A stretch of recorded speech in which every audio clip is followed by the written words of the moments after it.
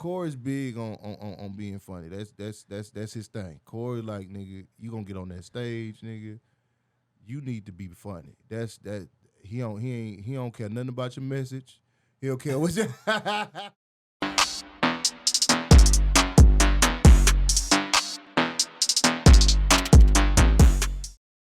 Because I've seen, I don't know how recent it was, but I seen when Corey said something about Dave Chappelle, right? Mm-hmm.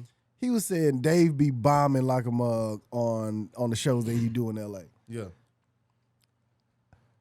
Do you think Dave Chappelle be bombing? It all depends. Like, it's not. He's not. I feel like he be going out. You know how you go and work on a set. Yeah. I feel like he go out and he don't even prepare to work on the set. I feel like he just like, I'm finna go out here and talk, and I'll find a joke in conversation.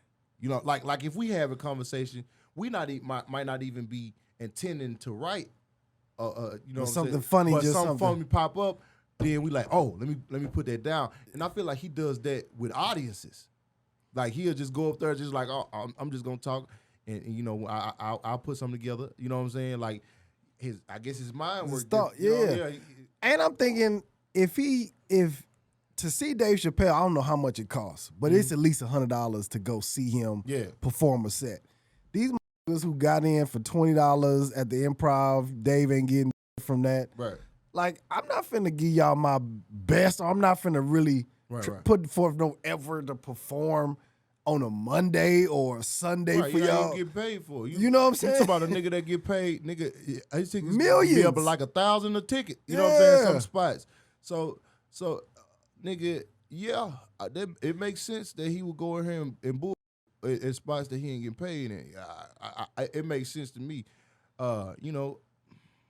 Corey's big on being funny. That's his thing. Corey, like, nigga, you gonna get on that stage, nigga. You need to be funny. That's that. He don't care nothing about your message. He don't care what you. Like, hey, nigga, if you ain't funny, I don't want to hear that shit. You know what I'm saying? And, like, comedy is turning into, like, people don't want it to be. They want substance now. Like, they don't want it to be just about, oh, you just coming on stage. But you got your audiences for everything too, though. You still got audiences that just want to come out here and just hear you talk about whatever, nigga. Like, whether we talking about dick, pussy, relationships, whatever. You got them audiences for that. But then you got some people that they want to hear some shit that's moving. You know what I'm saying? They want to hear some shit that because I feel like Dave is on some Dick Gregory type shit. Like he's more. But not in that manner though. He's not. He's not what's the word I'm looking for? He's more like a. Listen, I've been at comedy shows. Dave did 6 hours on stage at one time. At one time, this nigga was just talking to y'all. He would tell long ass stories. Yes. And sometimes they'll end with a joke, and sometimes he just talking. At the Laugh Factory one Sunday, nigga, we sat in that mug, I think the 10 o'clock show, we didn't get out till like 3 o'clock in the morning. Wow. Of him just talking to the audience.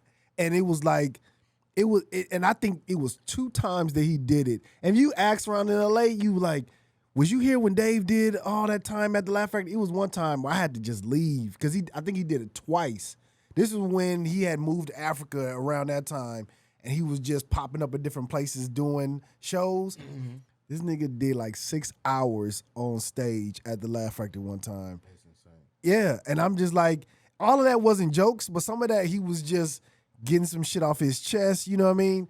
And people was still in there listening, like. And he was, because they care about what he got to say. Sometimes he got some deep stuff that he want to say. That's you know what I'm saying? That's what people don't understand, man. Everything is subjective, man. You don't know what. Some people are coming for different reasons. Some people are coming to comedy shows. They looking for something that's gonna touch them. Mm-hmm. You know what I'm saying? Like they being relatable is damn near topping being funny right now. You know what I'm saying? Like something that audience can relate to. Like if it's profound, you say something profound, like that's what that's because they used to saying something profound, so they like, oh, I'm waiting on that. I'm waiting on them. What's the message? What you got? Because it's moving. Like, you know, you can compare another comic. I ain't gonna say no name. I'm just gonna throw it out there. Just another comic might come out there and talk about, oh man, you know, bitch farted on me, man, and they laugh their ass off and shit, man. But some crowd like, I don't want to hear this shit. Yeah. You know what I mean? Yeah. And here's my personal opinion. I think Cory is funny as right, Mm-hmm. but I think Cory is relationship. All his jokes are relationship, and that's his angle, right? Yeah. Dave Chappelle don't do a lot of relationship jokes. He do like either topic stuff or personal stuff, like, you know what I mean? Yeah, it's topical or he do and that's this the he basically do a lot of LGBT content now. Yeah. You know what I'm saying? And which is, but it's like he's become more of An activist, an activist in a sense. but he just got a deeper message. Yeah, because he's like he comparing, you know, he comparing black strokes. It's like he's trying to convey something like, you know, comparing black struggle to you know, to the community struggle or whatever, man, and he's making valid points with it. So people want to hear that because it can actually move something. Mm-hmm. Because when he says things, that shit, motherfucker, it like when he did the Sticks and Stones, when I he did think. Sticks and Stones, you see how much shit, man, them were mad as hell, man.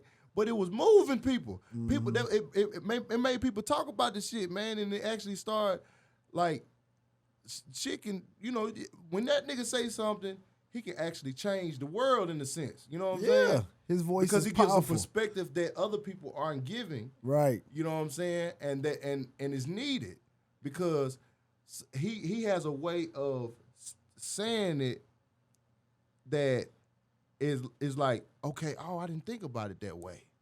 And Dave always been like that. Yeah. You remember his joke that he did about the man dressing up in a police uniform?